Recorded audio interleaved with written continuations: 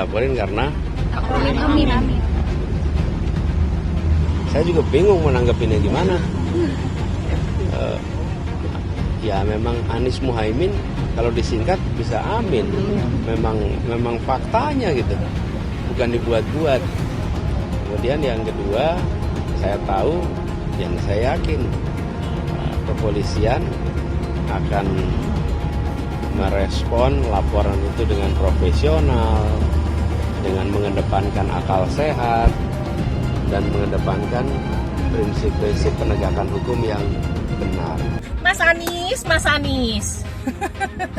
Mas Anies, masa sih angin kok sampai nggak punya KTP lo ya?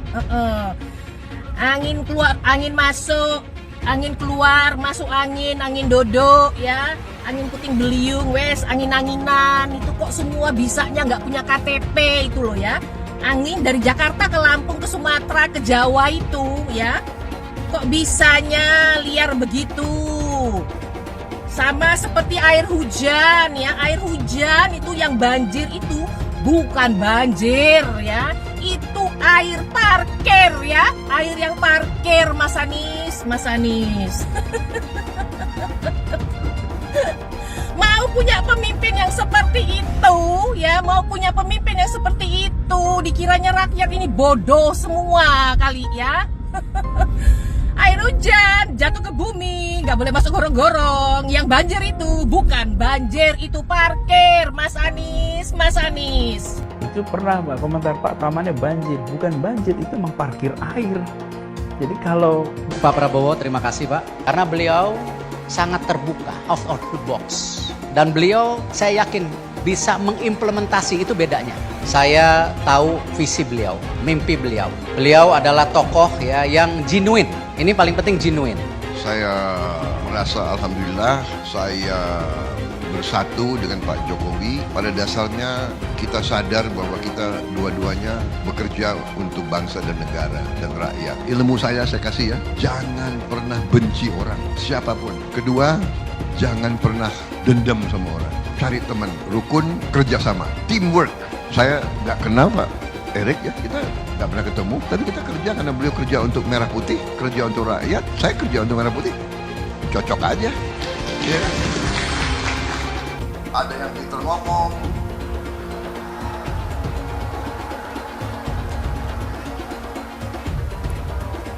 ada yang pintar ngeluh, ada yang macam-macam pinternya itu. Belum tentu bisa kerja untuk rakyat Indonesia.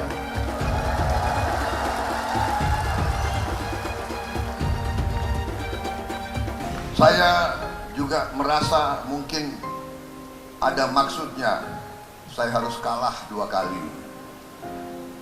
Biar Prabowo kok belajar dulu. Ya.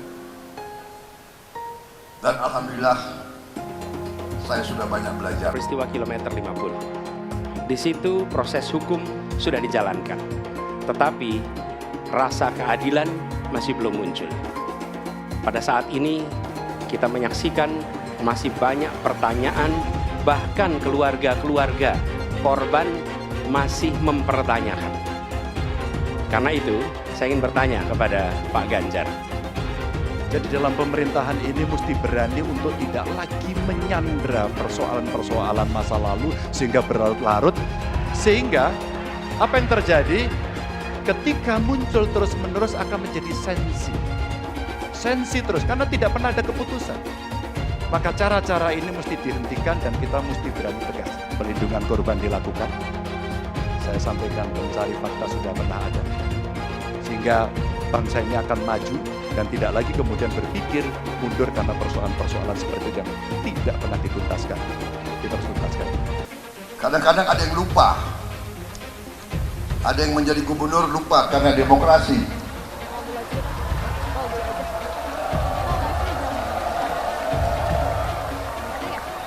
Jadi gubernur itu demokrasi. Iya kan? Jadi bupati demokrasi. Apalagi jadi gubernur yang usung oposisi lagi, saudara-saudara.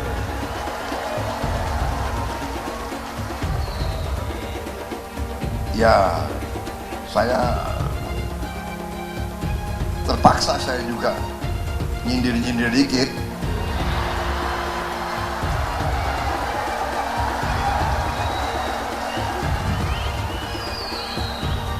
Boleh dong.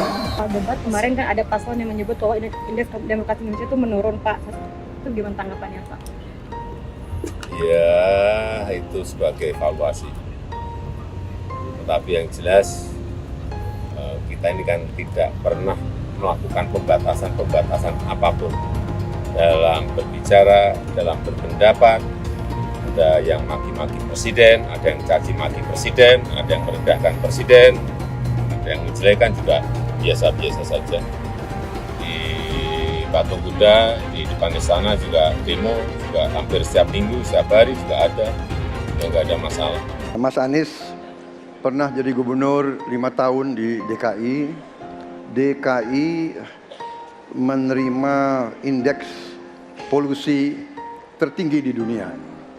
Bagaimana dengan anggaran 80T, Pak Anies sebagai gubernur tidak dapat berbuat sesuatu yang berarti untuk mengurangi polusi. Terima kasih. Polusi udara tak punya KTP, angin tak ada KTP-nya. Angin itu bergerak dari sana sini. Ketika polutan yang muncul dari pembangkit listrik tenaga uap mengalir ke Jakarta, maka Jakarta punya indikator, karena itu Jakarta mengatakan ada polusi udara.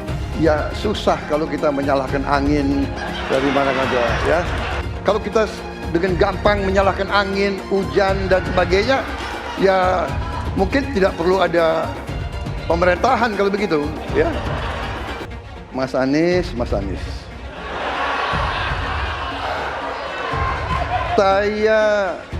Saya berpendapat Mas Anies ini agak berlebihan. Mas Anies mengeluh tentang demokrasi ini dan itu dan ini. Mas Anies dipilih jadi gubernur DKI menghadapi pemerintah yang berkuasa. Saya yang mengusung Bapak.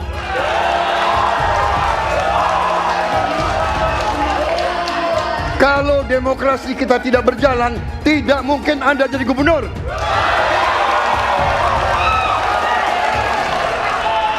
Kalau Jokowi diktator, Anda tidak mungkin jadi gubernur.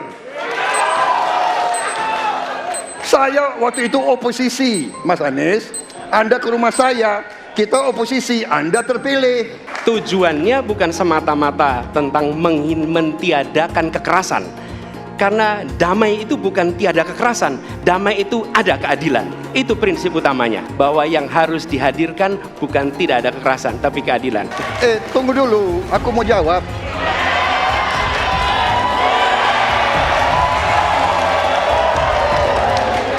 Jadi, benar keadilan. Benar sekali, harus ada keadilan.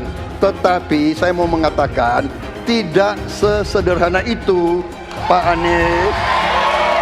Ada faktor-faktor lain, Pak Anies. Ada faktor geopolitik, ada faktor ideologi. Inilah yang masalahnya tidak gampang, ya. Tetapi saya pendapat kita harus tegakkan keadilan. Kita harus dialog. Ini masalah bangsa. Ini harus kita, semua kekuatan harus kita rangkul. Untuk semua rakyat Indonesia dan salam hormat kepada agama lain, yang mana saya adalah dulunya pendukung Anies Baswedan sebagai calon presiden Republik Indonesia, 100% mendukung Bapak Anies. Tapi ternyata setelah tahu dia mendukung dengan adanya Rohingya masuk ke Indonesia, maka dengan ini kami 100% membatalkan niat itu. Dan perhatian kepada seluruh rakyat Indonesia, bila Anies jadi presiden memang bahaya.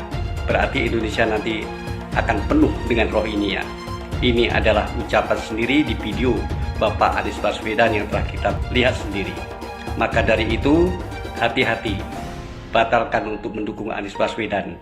Hancur Indonesia ini. Karena dia mendukung dengan adanya masuknya Rohingya. Karena bila dia jadi presiden, berarti hancurlah kita semua rakyat Indonesia. Hancur. jangan didukung Anies Baswedan.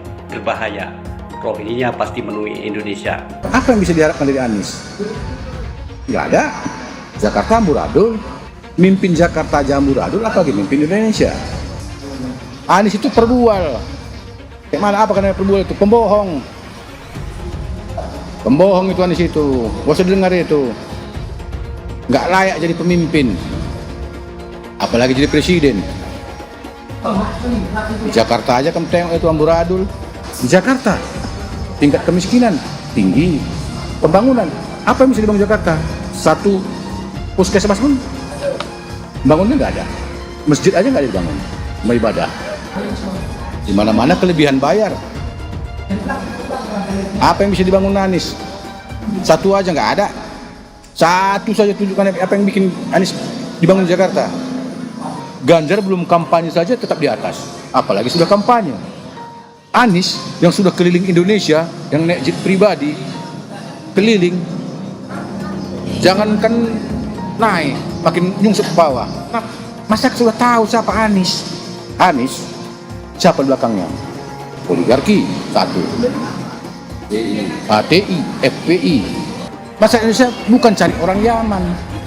Indonesia mencari nyaman. Anies ini keliling-keliling Indonesia mau ngapain sih? Bingung saya ngelihat.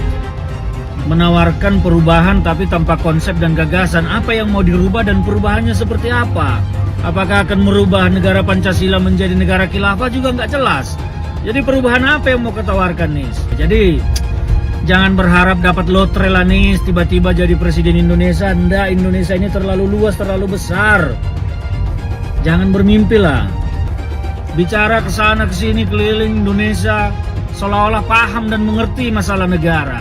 Lawang jadi gubernur aja 5 tahun kamu nggak ngerti masalah Jakarta. Apa yang kamu lakukan dengan Jakarta? Nggak ada nih, nggak ada. Masalah Jakarta segitu banyak tak satu pun yang selesai.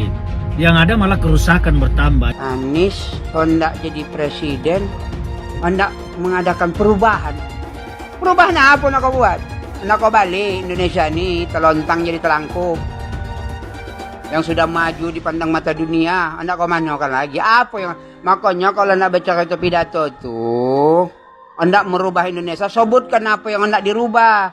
Jangan kata rubah ada, tapi yang hendak dirubah tak ada. Serupa dengan rekam jejak.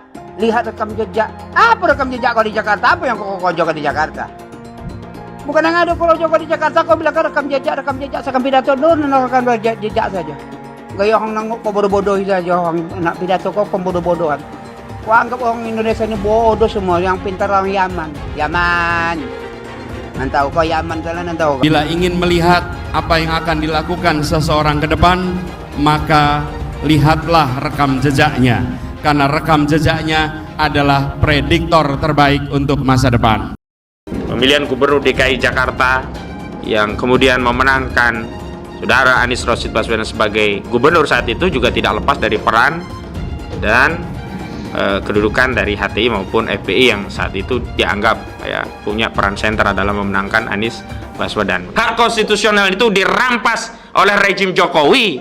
Kemudian ketika bergulir kekuasaan baru, ada presiden baru dari Hizbut Tahrir Indonesia dan Front Pembela Islam menuntut kembali haknya, hak konstitusionalnya. Dan kalau Partai Nasdem mau konsisten ya dengan dua narasi ya, narasi perubahan dan narasi restorasi, dia harus merestorasi hak konstitusional HTI dan FPI yang pernah dirampas.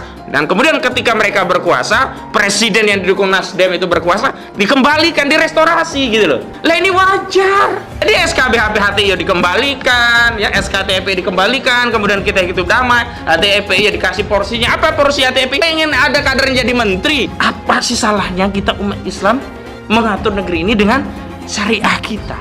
Belum lama ini ada kabar yang seram terkait ormas terlarang yang selama ini dikabarkan dekat dengan Anies Baswedan. Akan ada tuntutan besar-besaran kepada Anies untuk memulihkan kedua organisasi tersebut yang sekarang sudah dicap terlarang. Maksudnya, jika Anies jadi presiden, dia kan akan punya kewenangan untuk kembali memberikan izin pada ormas terlarang itu. Karena mereka ini sudah berjuang habis-habisan untuk mendukung Anies. Gimana kalau Anies menolak tuntutan itu? Tentu akan ada demo besar-besaran. Mungkin bahkan akan ada gelombang demo berjilid-jilid karena mereka telah dikecewakan oleh Anies, padahal sudah didukung dari awal. Ini mengingatkan kita pada fakta bahwa dua ormas ini dulu juga getol mendukung Anies pada Pilgub Jakarta 2017 yang lalu.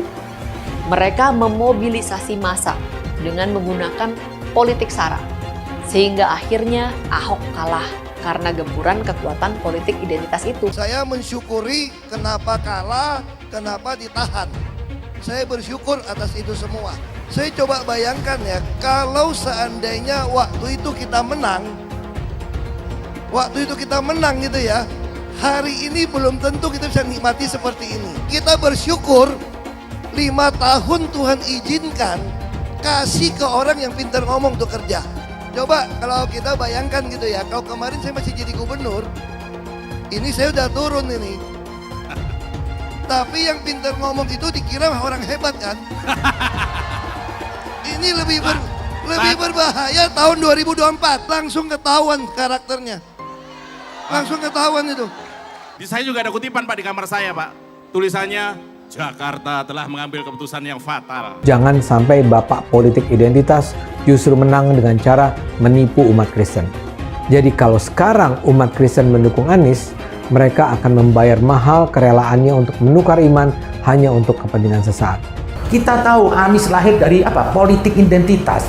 Yang dia dulu melabeli kafir semuanya kepada yang non-muslim. Saya mintalah kepada muslim yang waras dan kepada kelompok minoritas. Janganlah Anda memilih pemimpin yang berkarakter seperti Anies. Elektabilitasnya Anies merosot ya seiring mulai terkuaknya kontroversi dari kepemimpinan Anies di Jakarta. Gen Z juga tahu kalau Anies adalah sosok yang didukung kelompok intoleran yang membuat Pilgub DKI 2017 menjadi sangat kotor. Politik identitas yang mengarah ke perpecahan seperti yang dikeluarkan pendukungnya Anies, yaitu Kadrun bin Kamret. Kafir lah, laknat lah, PKI lah, ya cuma itu doang kemampuannya. Itulah pendukung Anies. Jangan pernah takut melawan Kadrun yang cuma pengen Indonesia hancur. Anies pintar asumsi bukan pintar bicara, tidak pintar kerja. DKI Jakarta sudah menjadi parameter Anies tidak pantas jadi presiden. Jangan sampai Indonesia jatuh ke tangan pembohong. Jangan sampai Indonesia jatuh ke tangan Anies Baswedan. Presiden kita ini memecah belah umat. Kalau punya jejak pernah memecah belah umat, jangan dipilih. Kita lihat apakah pemimpin kita, calon pemimpin kita ini ya pernah menggunakan agama sebagai alat untuk memenangkan kepentingannya atau tidak. Kalau agama diperalat untuk merebut kekuasaan, jangan dipilih. Sekali lagi, kalau ada calon pemimpin yang punya rekam jejak memperalat agama untuk kepentingan politiknya, jangan dipilih. Maka kalian pendukung saya, haram hukumnya membawa isu sara, haram hukumnya.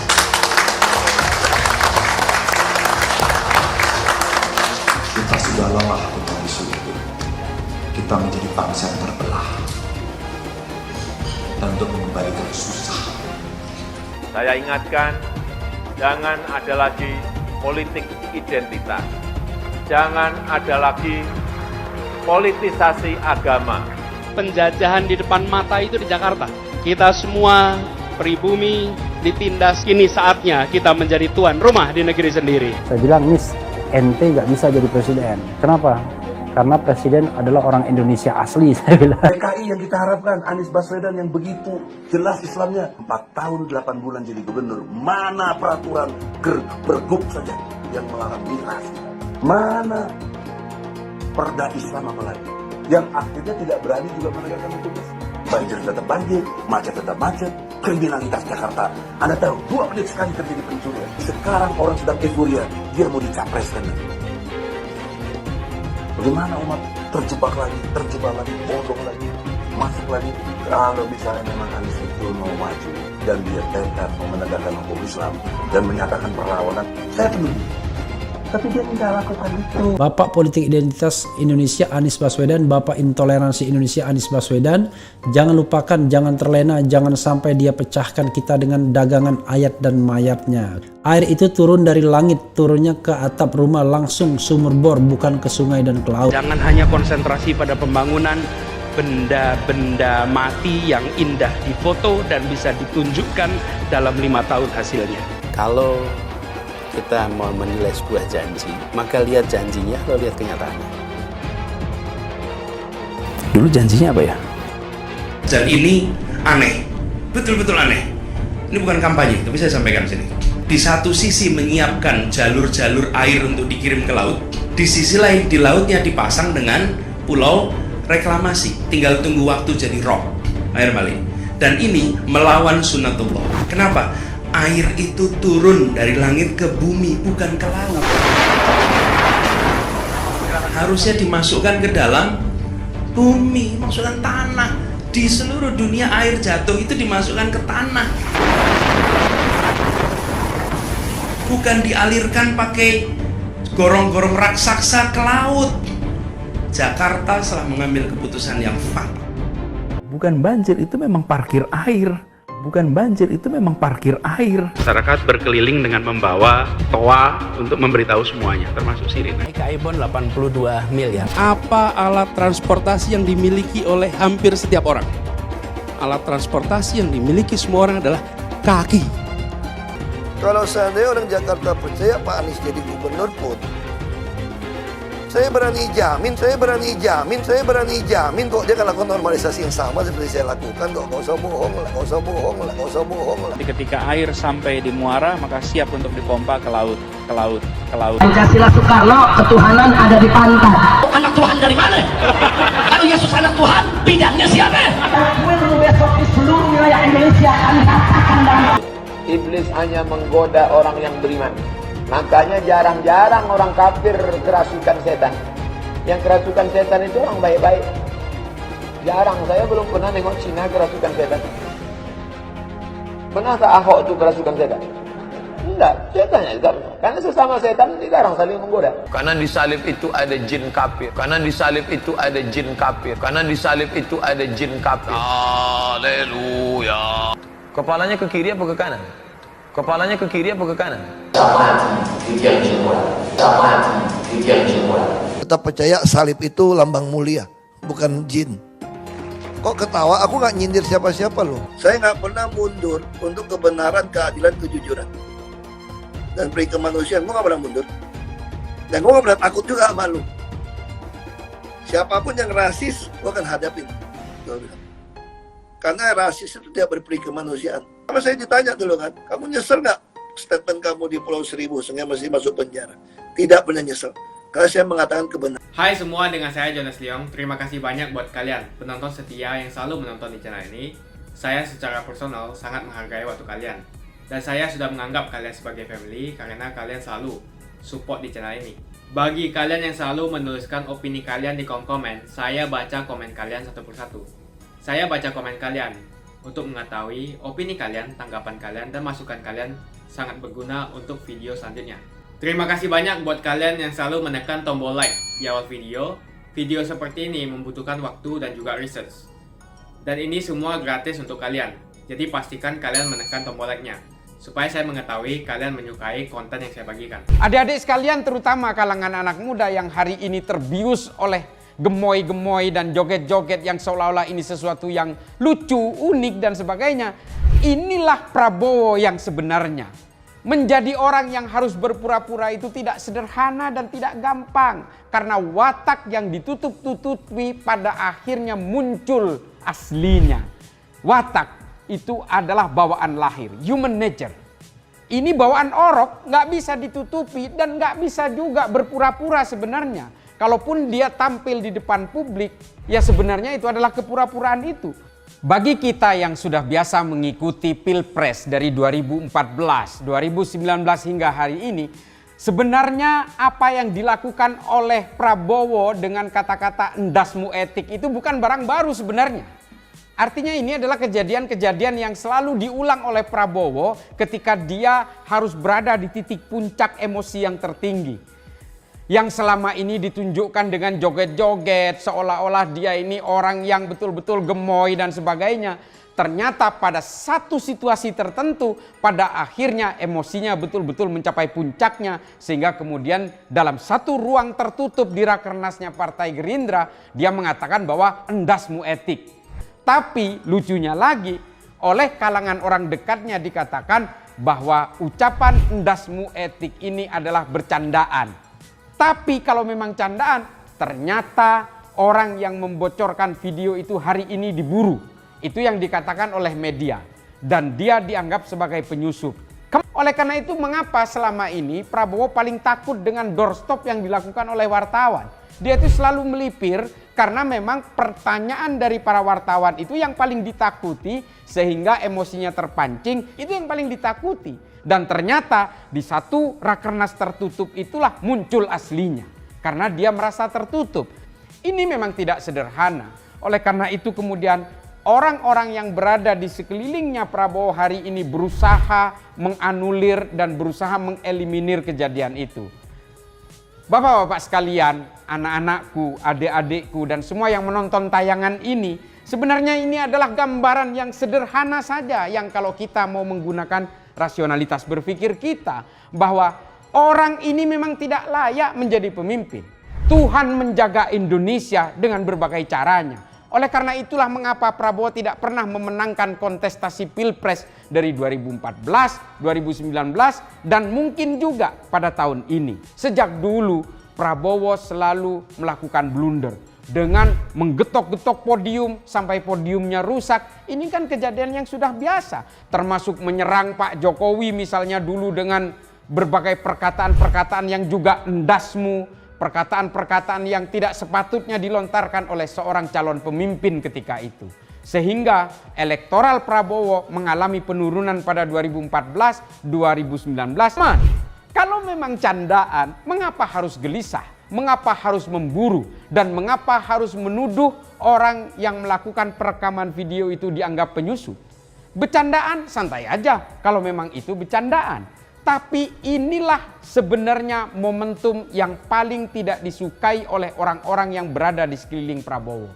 Menjadi pemimpin adalah urusan yang serius karena harus menangani berbagai keluhan dan permintaan akomodasi-akomodasi dari 270 juta bangsa Indonesia yang akan menentukan trajektori bangsa ini ke depan. Kita jangan berbicara 2045, generasi emas dan sebagainya. Kalau kita gagal memilih pemimpin hari ini, maka lupakan semua cita-cita kita itu. Meskipun hari ini disokong oleh kekuatan besar, oleh berbagai kekuatan aparat, operasi-operasi yang dilakukan oleh pemerintah hari ini karena Pak Jokowi mendukung Prabowo Gibran. Kalau memang Tuhan tidak berkehendak, saya yakin Tuhan juga tidak akan meluluskan segala niat dan tujuan politik dari Prabowo hari ini. Oleh karena itu, mari kita bangun rasionalitas berpikir kita bahwa persoalan pemimpin bangsa ini 5 tahun ke depan jangan hanya ukur dengan urusan joget-joget dan gemoy. Adik-adikku sekalian, anak-anakku generasi Z dan milenial terutama, marilah kita harus punya pikiran ke depan bahwa kalian adalah orang-orang yang akan menjadi pemimpin masa depan Indonesia. Kalau kita berbicara masa depan, maka kita berbicara generasi muda hari ini. Kalau kita mau berbicara generasi muda hari ini, maka kita berbicara tentang Indonesia di masa depan. Oleh karena itu, mari kita bangun kesadaran bersama. Mari pilih pemimpin itu berdasarkan rekam jejaknya.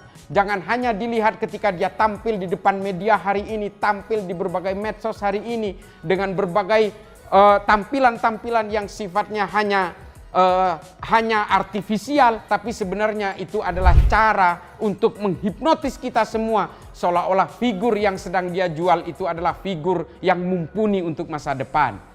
Oleh karena itu, mari kita bangun bahwa anak muda hari ini adalah anak muda yang kreatif, anak muda yang punya wawasan masa depan, bukan anak muda yang mengandalkan privilege dari orang tuanya. Bukan anak muda yang mengandalkan berbagai aturan-aturan yang diubah hanya untuk mengakomodasi berbagai impian seorang anak muda untuk menjadi penguasa. Mari kita gunakan rasionalitas berpikir kita bahwa kalau kalian memilih pemimpin yang salah hari ini, maka hidup kalian akan menjadi kesalahan-kesalahan yang terjadi karena akselerasi pemerintahan yang salah hingga ke depan. Oleh karena itu, apa yang ingin saya tuntut dari tayangan kita kali ini adalah gunakan rasionalitas berpikir kita dalam menentukan calon pemimpin di 2024 ini sampai 2029 nanti. Berbagai janji-janji yang diberikan oleh semua capres hari ini mohon ditelisik, mohon dianalisa secara jernih bahwa merekalah yang akan lebih mumpuni menjadi pemimpin di masa depan kalian. Karena bagaimanapun kalianlah nanti yang akan menjadi pemimpin dari kami-kami yang sudah berumur ini. Anak muda hari ini adalah anak muda yang harus bergerak maju tanpa harus dikendalikan oleh siapapun yang ada di belakangnya.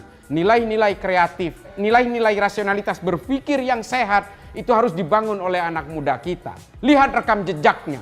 Jangan pilih orang yang pernah melakukan berbagai pelanggaran di masa lalunya. Marilah pilih mereka yang sanggup mengakselerasi bangsa ini ke depan dan sanggup mengakomodasi berbagai impian anak muda hari ini. Kalau Anies maju sebagai calon presiden, pasti dia akan menggunakan politik identitas. Ini adalah jawaban yang dilandasi dengan akal sehat dan melacak jejak politik di masa lalu. Ganjar misalnya, nasionalis tulen, PDIP tulen. Dia tidak akan mungkin memanfaatkan alasan agama, suku, ras untuk mengangkat dirinya atau menjatuhkan lawannya. Ini bukan saja karena elektabilitas yang sudah tinggi, tapi juga karena dia tidak mungkin mendorong masyarakat memilih dengan alasan identitas.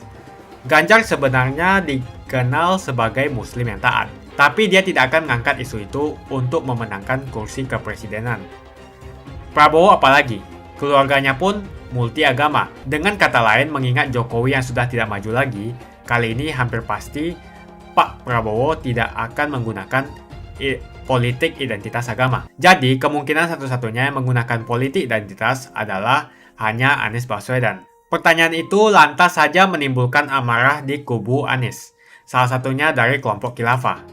Orang kepercayaan Anies menyatakan politik identitas adalah framing yang selalu dibangun untuk menyudutkan, padahal selama kepemimpinan Anies Baswedan sebagai gubernur tidak sekalipun Anies membeda-bedakan warga berdasarkan agama dan ras.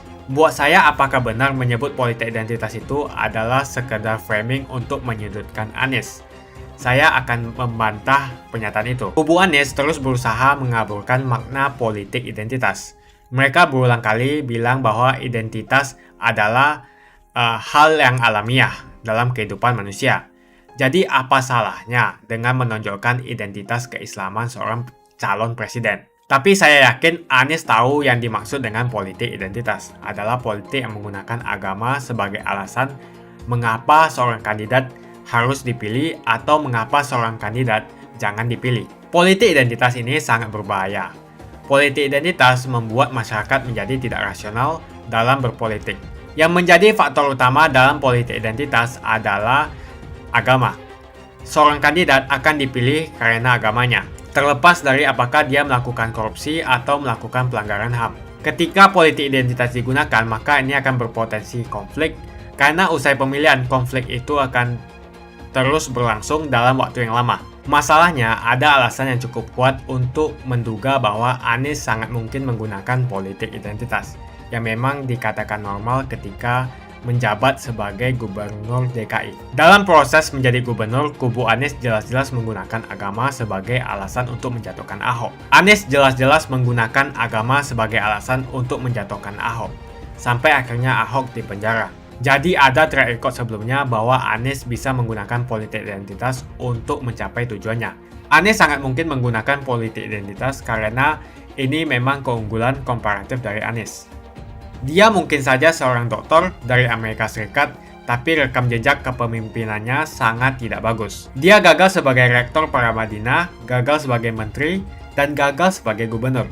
Jadi agama digunakan untuk membangun dukungan terhadap Anies. Itu saja opini saya. Pastikan Anda menekan like di video ini dan bagikan video ini ke teman dan family Anda supaya mereka mengetahui informasi ini.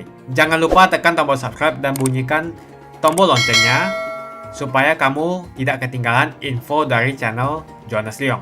Dan saya akan jumpa kalian di video selanjutnya.